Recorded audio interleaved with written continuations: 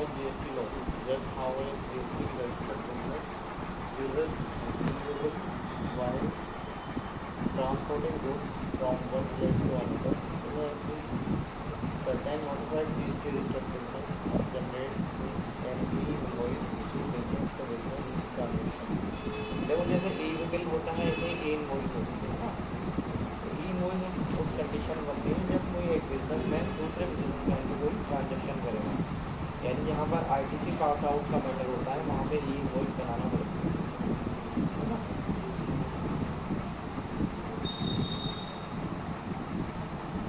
What is e invoicing under GST? E invoicing और electronic invoicing is a system in which B2B invoices and a few other documents are authenticated electronically by GSTI for further use on the common GST portal. तो यहाँ पर जो है इसका एक portal है, उस पोर्टल से जो है आप इनवॉइस बना सकते हो। In its 35 GST concept decided to implement a system of invoicing covering a specific category of persons, mostly large enterprises. Later, it has been expanded on cover mid-size business and small business. तो यहाँ पर जो 35वीं GST council meeting हुई थी उसमें ये decide हुआ था कि इनवॉइसिंग जो लार्ज एंटरप्राइज होंगे उनको उन पर एप्लीकेबल की जाएगी, फिर स्मॉल वालों पर है ना, वो फिर मिड वालों पर और फिर उसके बाद स्मॉल वालों पर लागू कर दी जाएगी इनवॉइसिंग।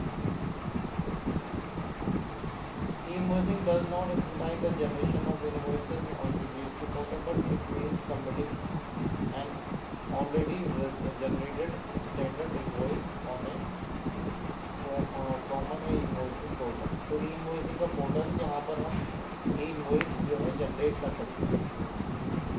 इसकी जो under the electronic invoicing system, an identification number will be issued against every invoice by invoice registration portal. तो यहाँ पर क्या होगा, इसमें invoice registration portal जो है होगा वहाँ पर आपको उसको मेंशन करना होगा सारी invoice है ना। इसकी वेबसाइट है ये e-invoice .gst.gov.in। All invoices information get transferred from this portal to one GST portal and the e-bill within real time. तो जैसे ही इनवॉइस बनाओगे आप GST पोर्टल पर भी इसका डेटा चला जाएगा और e-bill पर भी इसका डेटा सेम टाइम पे चला जाएगा। This eliminates the need for manual data entry while filing GST return and generation of part A of the e-bill. तो अगर आप e-invoice बनाते हो तो आपकी जो इनवॉइस की ट्रेल है वो GSTR 1 में चली जाती है। उसके बाद में यही डिटेल आपकी जो ई-बिल के पार्ट ए में भी ऑटोमेटिक फीड हो जाती है अगर हम ई-इनवॉइस बनाते हैं, है ना।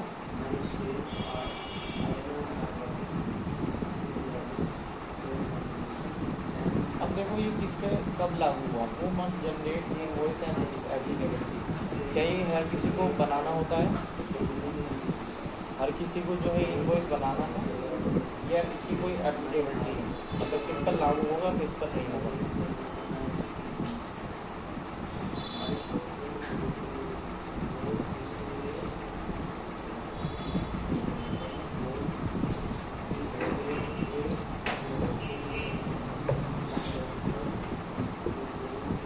तो देखो सबसे पहले ये लागू किया गया जो 500 करोड़ का जिनका टर्नओवर था उनके ऊपर 1 अक्टूबर 2020।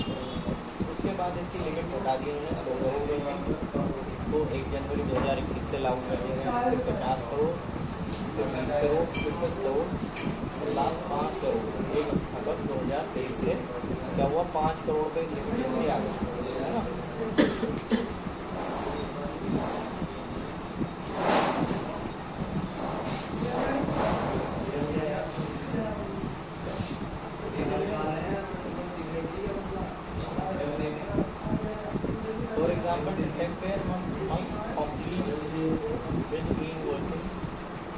5 days and onwards if the annual turnover exceeds specified limit in the financial year 17-18 and 21, aggregate turnover will include the turnover of all GST single pan approach.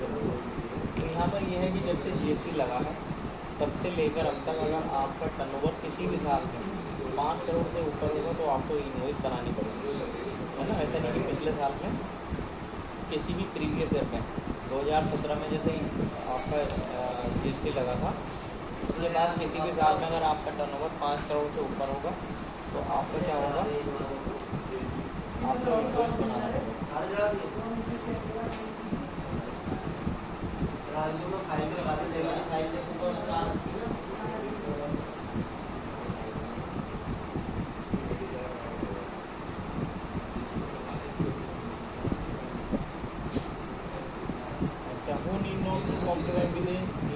कुछ लोग ऐसे हैं जिनको इनवॉइस बनाने ही नहीं है, जैसे एनबीएफसी में जो आएंगे, है ना, फाइनेंशियल इंस्टीट्यूशन वगैरह जो होते हैं उनको, जैसे बैंकिंग है, कोई फाइनेंशियल इंस्टीट्यूशन है, तो उन लोगों को इनवॉइस नहीं बनाना।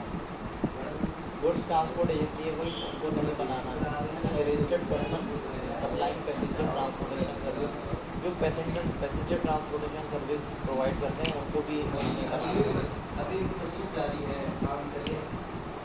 Registered person supplying services by way of admission to exhibition of cinematography items in multiplex services, जो सिनेमा से जुड़े हुए लोग हैं उनको भी इनवॉइस नहीं बनाना है।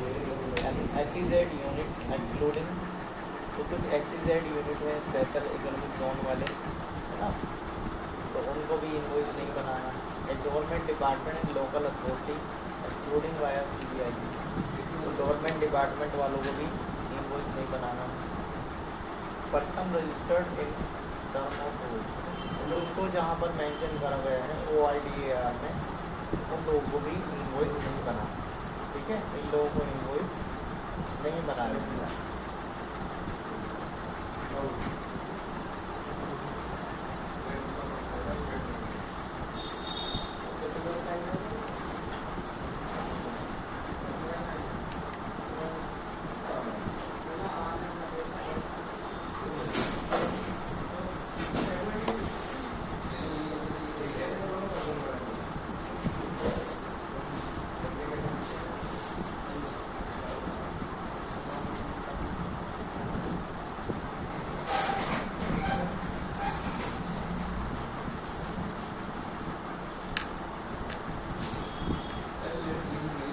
इसके बेनिफिट क्या हैं इनवॉइस में?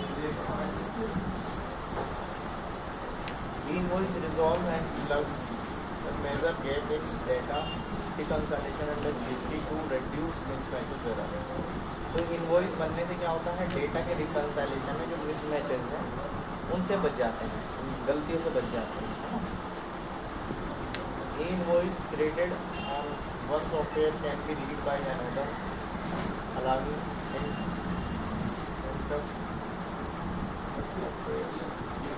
and helping reduce data and error। तो सॉफ्टवेयर में मिसमैचेस है या आपके उसमें मिसमैचेस हैं तो उनकी जो एरर आते हैं उसमें भी वो भी रिड्यूस हो जाता है। Real time tracking of invoices prepared by supplier is enabled by invoice. तो ये जो है आपके जैसे ही बनाते हैं तो फ़ौरन बन जाता है, तो वो टाइम नहीं लगता। Backward integration and automation of the GST return filing process, the relevant detail of the invoicing will be auto-populate with various returns, especially Part A और E-Bill। तो E-Bill के Part A में डेटा चला जाता है आपका और रिटर्न्स में भी ये अपने आप सबमिट हो जाता है।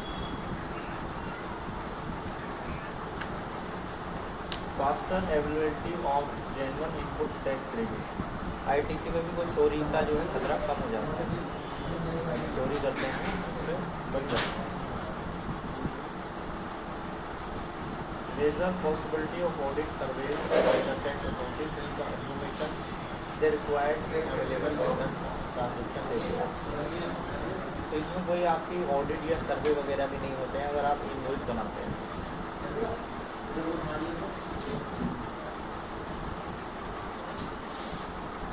faster and easy approach for formal credit rules such as invoice discounting or financially, especially for small business.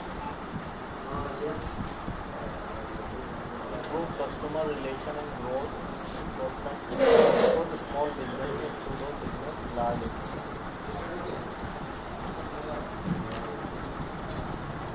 ये कुछ बेनिफिट्स हैं इसके अलग अलग।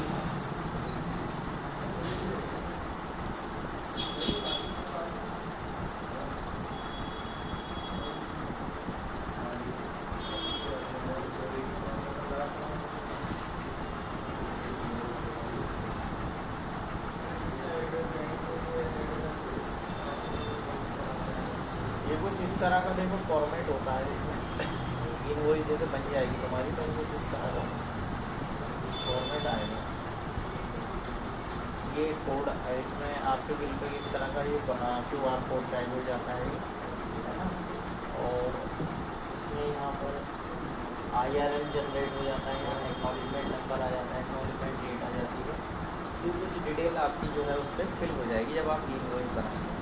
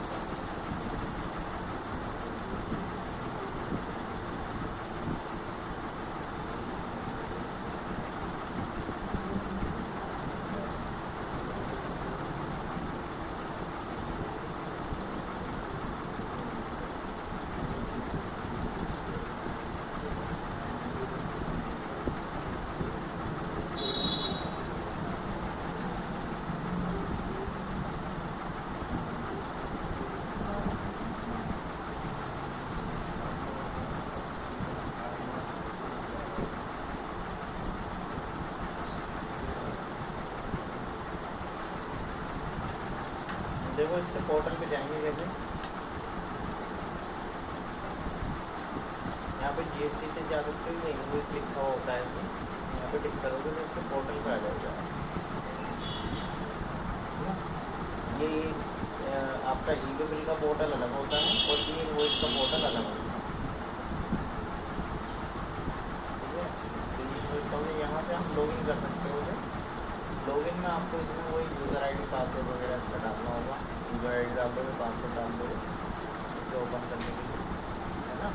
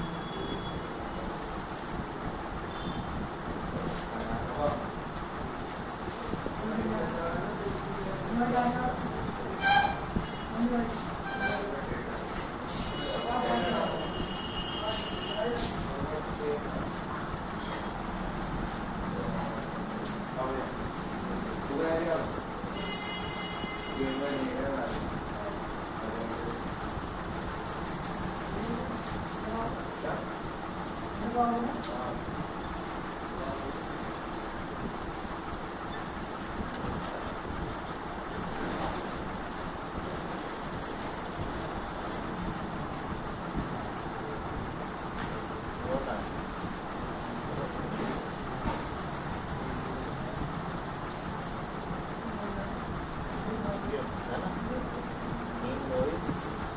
करके आया इसमें। यहाँ से लॉगिन करके यूज़र आईडी पासवर्ड डाल दोगे, कैप्चा डाल दोगे इसमें, अगर आपका पहले से रजिस्टर्ड नहीं है तो यहाँ पर आपको सबसे पहले इसको रजिस्टर्ड करना पड़ेगा। अपना GST नंबर डालोगे, उसके हिसाब से आप रजिस्टर करोगे, ठीक है। तो यहाँ से रजिस्टर्ड हो जाएगा। अगर आपका मतलब जैसे टर्नओवर बढ़ गया है और आपको रजिस्टर्ड करना है, लेकिन रजिस्ट्रेशन तभी आपको करना होगा जब प्रीवियस ईयर में आपका टर्नओवर क्रॉस होगा। सेम ईयर की बात होगी, पिछले साल में अगर आपका टर्नओवर क्रॉस हुआ है 5 करोड़ से, तभी आपको इस पर रजिस्टर्ड करना है, नहीं तो ज़रूरत नहीं होती है ना करने में, क्योंकि इसमें लिमिट है। भैया ये मस्त होता मैडम, ये उन लोगों के लिए मस्त है जो मतलब जिनके टर्नओवर ग्रोथ हो जाएगा, लिमिट से ज़्यादा हो जाएगा। साथ में ई बिल इनवॉइस दोनों तैयार करके देने पड़ते हैं। साथ में ई बिल और ई इनवॉइस दोनों तैयार करके देने पड़ते हैं। हाँ, दोनों बनेंगे, दोनों बनेंगे। 5 करोड़ से ऊपर टर्नओवर मैंने बताया था ना कितना हो गया वो 5 करोड़। एक मिनट तो बताया था। देखो ये स्टार्टिंग में तो 500 करोड़ से स्टार्ट हुआ था, है ना, फिर लास्ट में 5 करोड़ हो गए 1 अगस्त 2023, है ना। तो अब ये टर्नओवर से ऊपर जाएगा, अगर किसी का साल भर का टर्नओवर है तो तब वो बनाएगा ई इनवॉइस, नहीं तो उसको ज़रूरत नहीं है इनवॉइस। इतना जरूरी नहीं रहता वो है इतना जरूरी नहीं रहता वो इनवॉइस की। क्या क्या इतना ज़रूरी नहीं होता भाई कि इनवॉइस इतना बड़ी होता है ना 5 करोड़ का ना ऐसा नहीं है। बनेगा।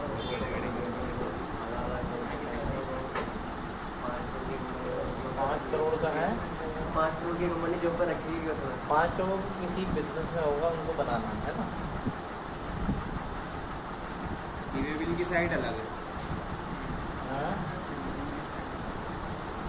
ये बिल की क्या है, साइड मतलब अलग है, पोर्टल उसका ई बिल की साइड अलग है, वो तो अलग ही है।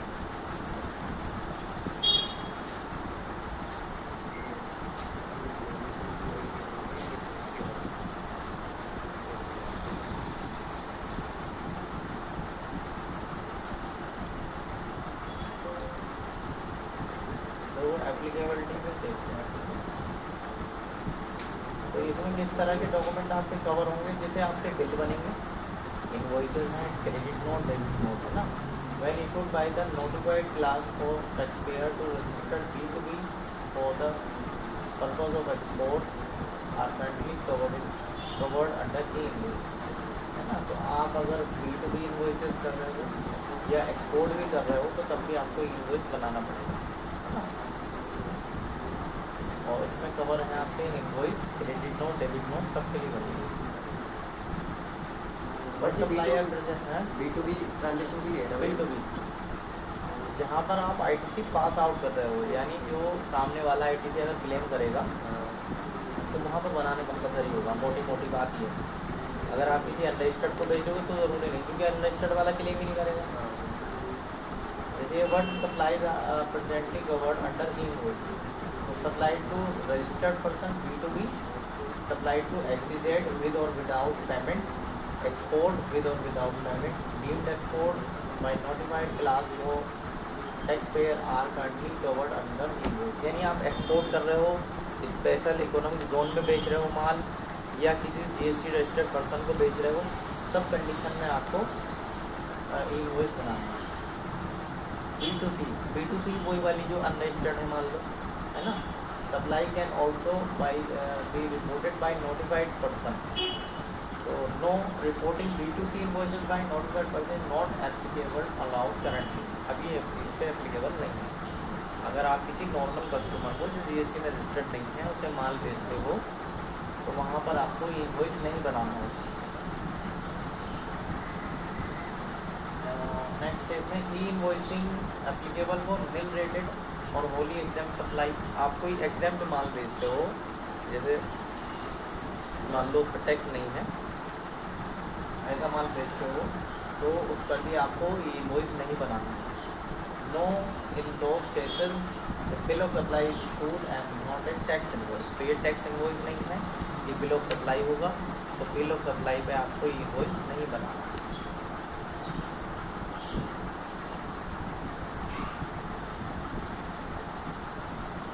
whether the financial commercial credit note also need to be reported IRP.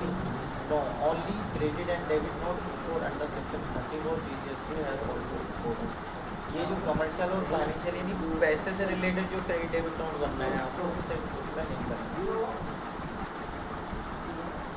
खाली पैसों के लेन देन में जो डिफरेंसेस आते हैं।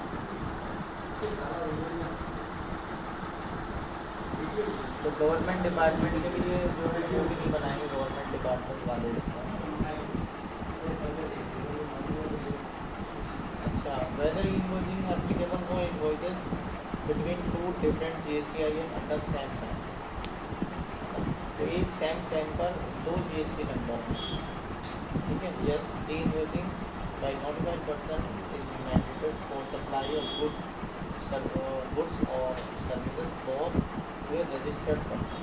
तो यहाँ पर क्या है, इनवॉइसिंग जो नोटिफाइड पर्सन है उन्हें जो है बनाना कंपलसरी होगा, चाहे वो गुड्स बेच रहे हैं या सर्विस, या दोनों, है ना। जैसे ई बिल आपका सर्विस के लिए नहीं बनता है लेकिन इनवॉइस बनेगा, है ना।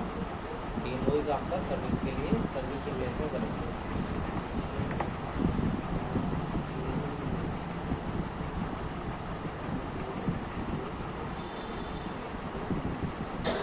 High seasons and bonded warehouse sales, whether e-invoicing is applicable or not. तो हाई सी सेल्स क्या होता है, एक्सपोर्ट के केसेस में आता है, एक्सपोर्ट के केसेस में इसको बनाना नहीं है यहाँ पर हाई सी सेल्स की कंडीशन में जो आएगा। What is the applicability of invoice for import transaction. तो अगर किसी दूसरी कंट्री से माल खरीदते हो आप दूसरे देश से, invoice not applicable for import below price. तो दूसरी कंट्री से माल खरीदने के केस में भी आपको इनवॉइस नहीं बनाना, है ना।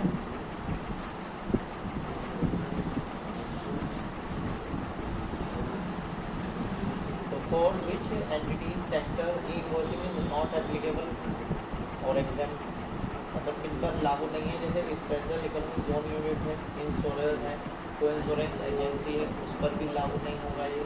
NBFC जो मैंने बताया था, बैंकिंग बैंक के किसी पे या फाइनेंशियल इंस्टीट्यूशन है, गुड्स ट्रांसपोर्ट एजेंसी या passenger of transportation, supply of service और एडमिशन HBS सिनेमेटोग्राफी और ये multiplex series, person registered term of 14 of rule 14 CGST OIDAR, ये ऑनलाइन सर्विस होती है ना, इन सब पर लागू नहीं होगा।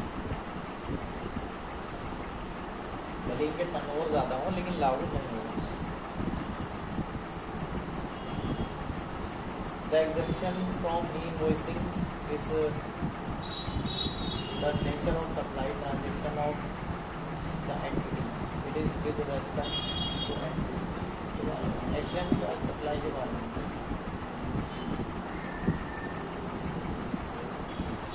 अच्छा, एक होता do SEZ developer need to issue invoice. SEZ developer अलग होता है, यूनिट अलग होती है ना। Yes, if they have specified turnover and fulfil other condition of the condition and जो कंडीशन दी हुई है उसके हिसाब से SEZ डेवलपर को बनाना होगा।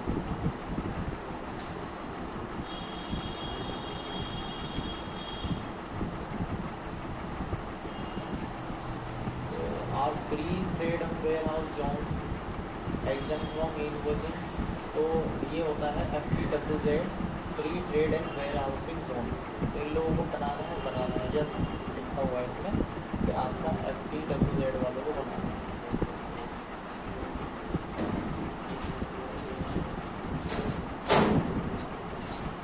तो SEZ में भी कंडीशन है उसके हिसाब से बनाना है।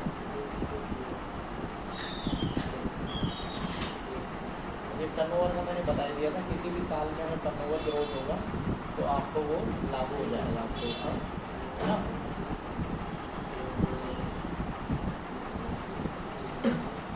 इनपुट सर्विस डिस्ट्रीब्यूटर को भी नहीं बनाना है। मेरे invoice applicable supply unit charge,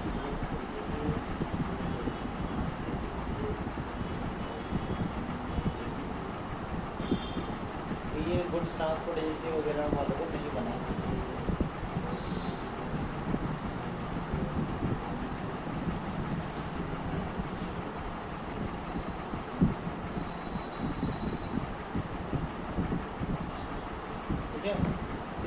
लोग थे जिन्हें बनाना है नहीं बनाना है ये बात इसमें लागू की गई थी।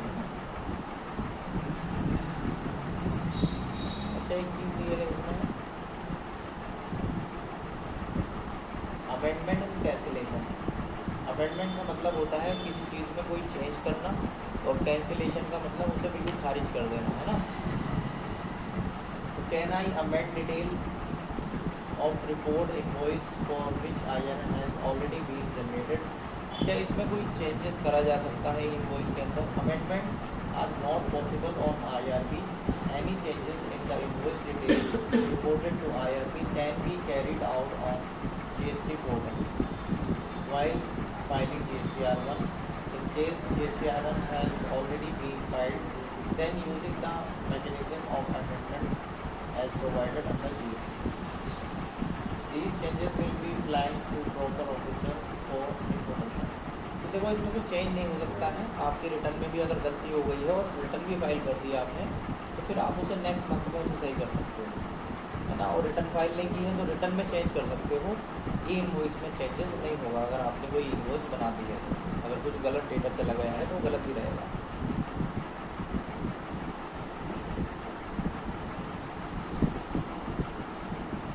Can an IRN invoice reported to IRP cancelled. क्या कोई कैंसिल करा जा सकता है कि इनवॉइस को। Yes, the cancellation request can be triggered to cancel API within 24 hours from the time of reported invoice to IRP।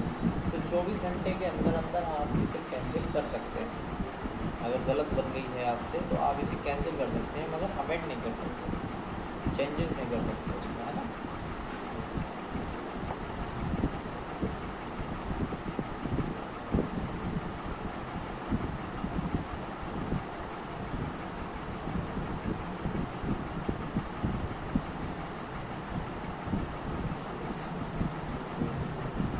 Can an invoice number of a cancelled IRP used again? No.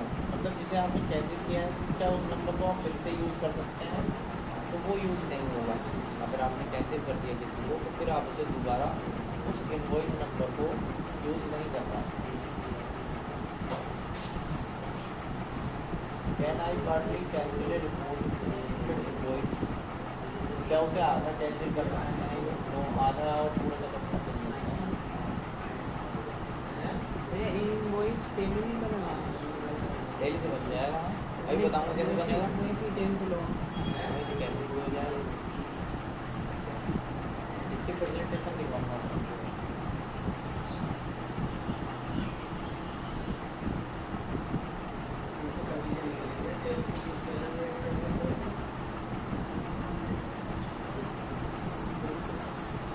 देखो I have generated IRN for an invoice. आपने कोई IRN generate कर दिया है किसी bill पर। There is a discrepancy in the invoice. उसमें कुछ गड़बड़ है उस इनवॉइस में। Supply also didn't analyse so I had to cancel it in my system. इसमें हमें कैंसिल करना पड़ रहा है। I could not cancel the IRN on the IRP, लेकिन हम इसे कैंसिल नहीं कर पाए as the cancellation window 24 hours has expired. 24 घंटे निकल गए हैं और हम इसे कैंसिल नहीं कर पाए। उसमें कुछ गड़बड़ है। What to do. अब हमें क्या करना होगा इसके अंदर, है ना। मतलब ये कह रहे हैं कि आपने 24 घंटे में आपको कैंसिल करना होता है। अब आपको ये तो पता लग गया कि उसमें गलती थी, लेकिन 24 घंटे के बाद पता लगा तो अब आप उसे कैंसिल तो नहीं कर सकते। तो फिर आपको क्या करना है। Obtaining IRN by notified taxpayer is a legal requirement before issue of specified document to recipient. Upon generation of IRN, amendment are not possible on IRP and cancellation of IRN only in permitted within a time window, है ना। तो इसमें changes तो allow नहीं है और cancellation आप time पे ही कर सकते हैं। The detail of invoices actually issued during the tax period have to be reported in GSTR1. और डिटेल जो है आपकी उसी के अकॉर्डिंग जो आपने इनवॉइस बनाई थी वो GSTR1 में चली गई। GSTR1 is the final and shall persist statutory statement of A outward supply bye tax payer, ये जो है सेल्फ असेसमेंट की एक डिटेल होती है जो टैक्स पेयर GSTR1 में फाइल करता है at the end of tax period. तो किसी भी महीने में वो अपनी डिटेल को डिपार्टमेंट को देता है। इन the invoice auto populated in GSTR1 table, और जो आपने इनवॉइस बनाई थी वो ऑटो पॉपुलेट हो जाएगी GSTR1 के द्वारा, यानी जो डेटा आपने इनवॉइस में दिया था वो आपका GSTR1 में ऑटोमेटिक चला जाएगा, है ना। Tax payer shall delete the detail whether required as the document actually cancelled during the tax period। तो टैक्स पेयर क्या करेगा, उस GSTR1 में अगर वो फाइल नहीं की है तो उससे डेटा को डिलीट कर देना चाहिए उसे, है ना। और जो एक्चुअल उसकी जो कंडीशन है उसमें वो रख सकते हैं। यानी कहने का मतलब ये है कि आप इनवॉइस में कुछ नहीं कर सकते, ना तो उसमें चेंज कर सकते हो ना कैंसिल कर सकते हो, लेकिन GSTR1 में जो डेटा गया है उसे आप डिलीट कर सकते हो, है ना। वो डिलीट कब करोगे, जब उस टैक्स पीरियड का रिटर्न का फाइल का टाइम आएगा, है ना। उसमें जाके वो इंटरनल जाके आप उसमें चेंज कर सकते हो, मतलब उसे डिलीट करना है या जो भी करना है, जो भी गलती हुई है उसे सुधार सकते हो रिटर्न में जाके। इनवॉइस में कोई ना चेंजेस होगा और ना ही कोई उसको कैंसिल कर सकते हो, क्योंकि टाइम आउट हो गया, है ना। 24 घंटे का टाइम होता है, इसमें कैंसिल करना है। तो भैया आर1 करने से पहले कर सकते हैं चेंजेस? हाँ, हर बार पोर्टल में फाइल करने से पहले जो गलती हुई थी आपसे वो सुधार सकते हो GSTR1 में। और R1 हो गई तो फिर अमेंडमेंट फिर वो अगले महीने करोगे, तो वो तो एज इट इज़ रखोगे, लेकिन इसमें भी एक ऑप्शन दे दिया है इन्होंने। अगर आपसे R1 भी फाइल होगी तो एक 1A करके दे दिया है इन्होंने। तो अगर आपने अपनी 3 भी फाइल नहीं करी है, R1 कर दिए, तो उससे पहले वहाँ पे चेंज कर सकते हो। एक 1A करके एक रिटर्न आ गई है अब इसमें, तो जब रिटर्न वाला तुम्हारा टॉपिक चलेगा उसमें बताऊँगा, है ना। वो पहले नहीं था, आप कर दिया मैंने कुछ महीने से करा, 2-3 महीने से शायद। तो ये कुछ इसके थ्योरी के कुछ क्वेश्चन वगैरह थे, है ना। अब इसमें ये देख लो ये बनेगा कैसे, कैसे बनाना है आपको इसको, तो देख लो आप।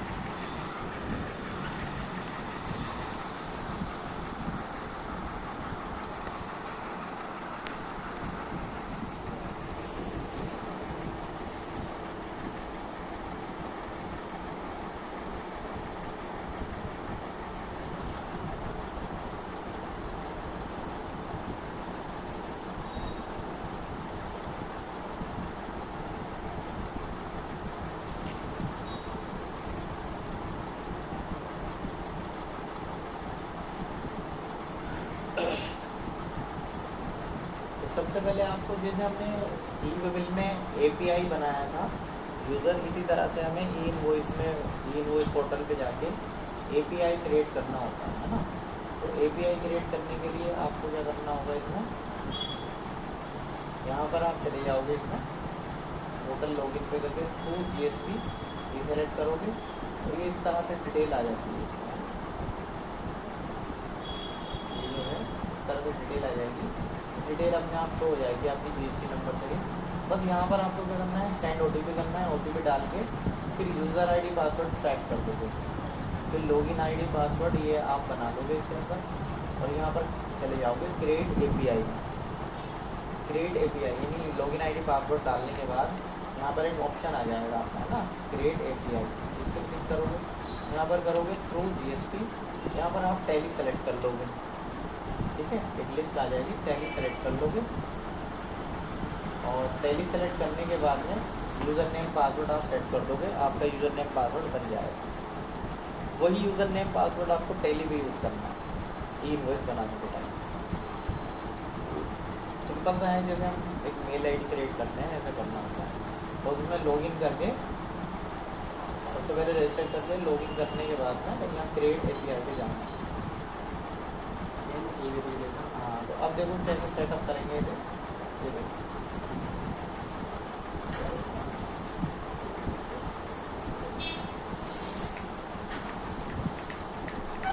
तो यहाँ पर सबसे पहले आपको क्या करना है, ये दिख रहा है तुम्हें?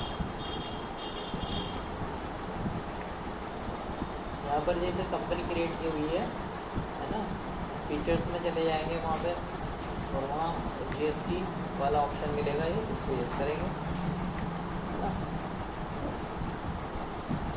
यहाँ पर आ गया है ना, तो यहाँ पर आने के बाद में क्या होगा,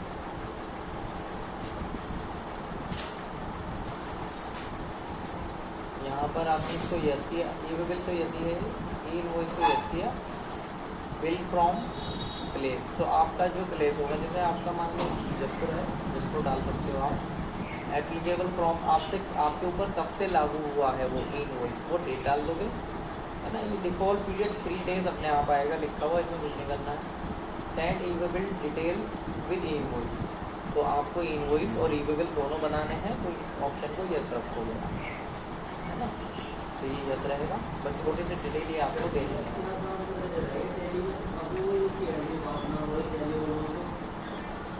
ये मैंने अपनी जगह का नाम डाल दिया, डेट डाल दी। तो ये जो 3 दिन का टाइम है, इसे बढ़ा भी सकते हो, रिपोर्ट आप ज़्यादा दिन की चाहो तो ज़्यादा ले सकते हो, 3 दिन की रिपोर्ट चाहो तो 3 दिन आप मिनिमम 3 तो बाई डिफॉल्ट आता ही है। इसे इन्होंने 10 दिन कर दिए वहाँ पर, इससे कोई फ़र्क नहीं पड़ेगा, 3 या 10 दिन कोई फ़र्क नहीं। ये यस कर देंगे, ये बस इससे करके यस एक्सेप्ट कर लेंगे आप। एक्सेप्ट कर लिया, एक्सेप्ट करने के बाद में आप ई इनवॉइस वाले फीचर इसमें एक्टिव हो जाएंगे, जैसे आप वहाँ पे यस करोगे।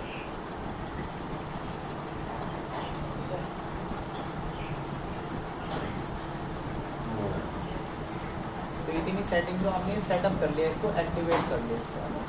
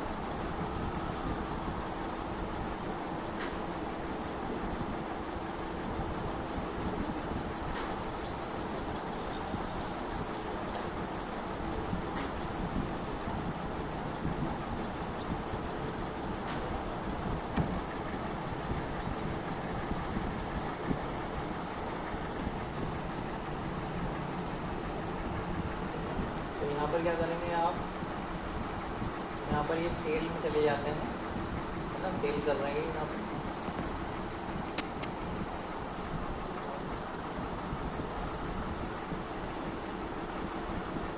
जैसे सेल को डालेंगे, प्रोवाइड इनवॉइस डिटेल, यहाँ पर ही आ जाएगी, ठीक है। हाँ, इसके अंदर आ जाएंगे,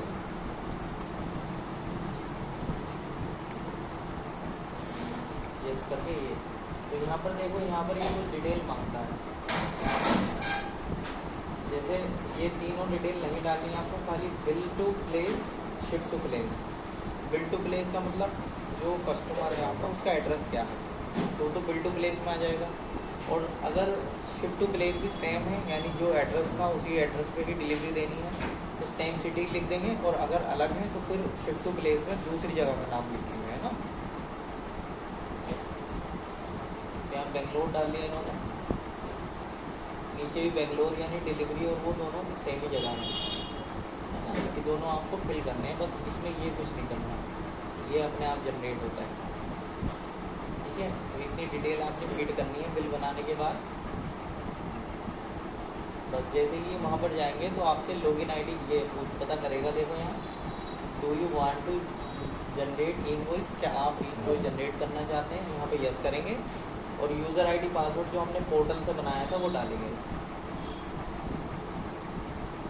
ये देखो, है ना, ऊपर जीएसटी नंबर होता है, नीचे यूज़र आईडी पासवर्ड डालना होता है आपको, ठीक है। जैसे इनवॉइस में डालना होता है ऐसे इसमें, तो इनवॉइस का यहाँ पर यूज़र आईडी पासवर्ड डाल देंगे और इसे एंटर करेंगे।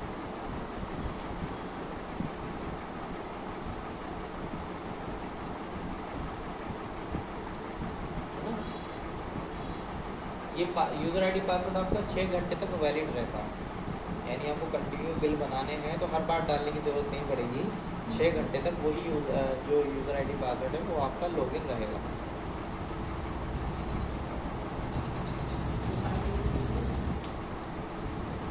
एंटर कर देंगे यहाँ पे ही।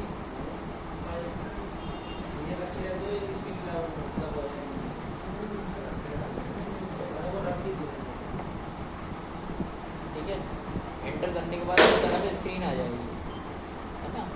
तो क्या लिखा हुआ है इसमें, exchanging data with invoice system. तो ये जो डेटा है आपका इनवॉइस वाले पोर्टल पे जा रहा है, जो है ना, यहाँ से यहाँ तक जा रहा है। तो बस यहाँ पर आपका एक मैसेज आ जाएगा कि आपका इनवॉइस जो है सक्सेसफुली जनरेट हो गया, इनवॉइस जनरेटेड सक्सेसफुली। तो आपका इनवॉइस बन गया है। अब आपका जो बिल आएगा, जो इनवॉइस आएगी, उसके अंदर QR code, acknowledgement number, acknowledgement date और IRN वो सब उसके अंदर होगा। प्रीव्यू देखेंगे इसका,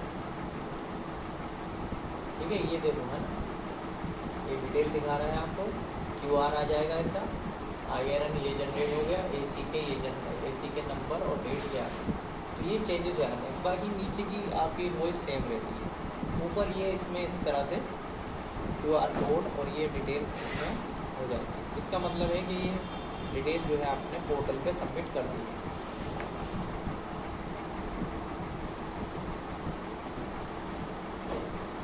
इसके साथ ई बिल भी बन गया होगा। ई बिल भी बन जाता है अगर बनाएंगे तो, है ना, क्योंकि अमाउंट शायद ये छोटी थी तो इसलिए ई बिल नहीं बनेगा। 50,000 की लिमिट होती है ना उसमें, इसमें कोई लिमिट नहीं है। इसमें एप्लीकेबिलिटी की लिमिट तो है, लेकिन इनवॉइस की लिमिट नहीं है। अगर आप 100 रुपये का भी बनाओगे तो आपको इनवॉइस बनानी पड़ेगी। तो इस तरह से आपके लिए इनवॉइस बन जाएगी, समझिए, ठीक है। इस तरह से बनानी है बस, इसमें और कुछ नहीं।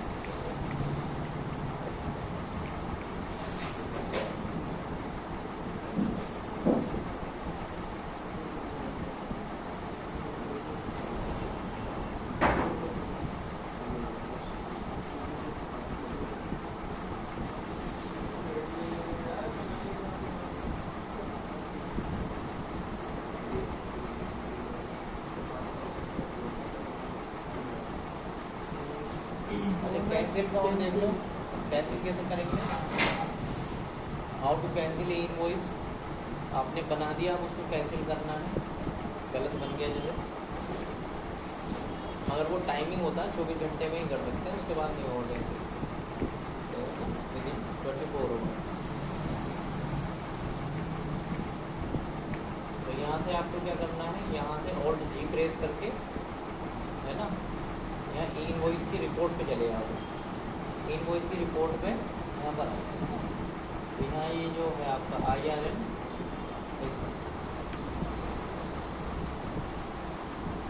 ये जो है IRN जनरेशन को इनवॉइस सिस्टम, तो जो जनरेट हुए होंगे इनवॉइस वो यहाँ दिखाएंगे। तो जहाँ जनरेट वाली इनवॉइस दिखाएंगे वहाँ पर आपको जाना है। ये है। तो अब इसमें से कौन सा कैंसिल करना है आपको, उसकी डिटेल आप नोट कर लो। जैसे ये दिखाना है, ये वाला करना है, 21 वाला। ठीक है, तो बस इसमें रीज़न बोर्ड मतलब उसका रीज़न दे देंगे किस वजह से ऑर्डर कैंसिल हो गया हमारा। Order cancel by buyer, buyer ने ऑर्डर कैंसिल कर दिया। एंटर कर देंगे इसको। ठीक है, तो ये आ गया IRN कैंसिलेशन। IRN कैंसिलेशन में आने के बाद में इस डिटेल को आपको वहाँ पर भेजना है पोर्टल पे, है ना। एक मिनट, यहाँ पर आ गया IRN कैंसिल, है ना। फिर और जेड एक्सचेंज करके होता है, सेंड इनवॉइस पे जाएंगे। सेंड इनवॉइस पर यहाँ पर आ जाएगी डिटेल आपकी जो आपने वहाँ पर करा था। जो डिटेल आपको कहाँ से होगी, सेंड इनवॉइस में जाके यहाँ पर, है ना, IRN जनरेशन और IRN cancellation. Do you want to continue, क्या आप इसे कैंसिल करना चाहते हैं? यस, है ना। तो यहाँ पर आपको डिटेल दिखाई देगी।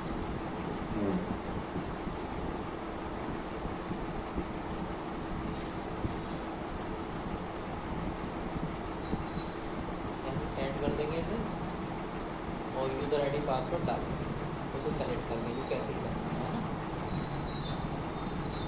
ठीक है, तो इनवॉइस कैंसिल्ड 1।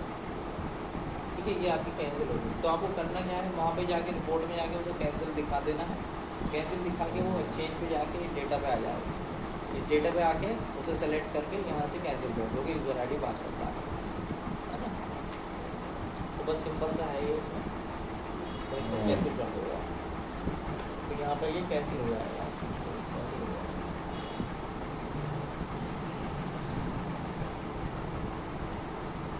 ये 2 दिखा दिए, ये 2 कैंसिल हो गए।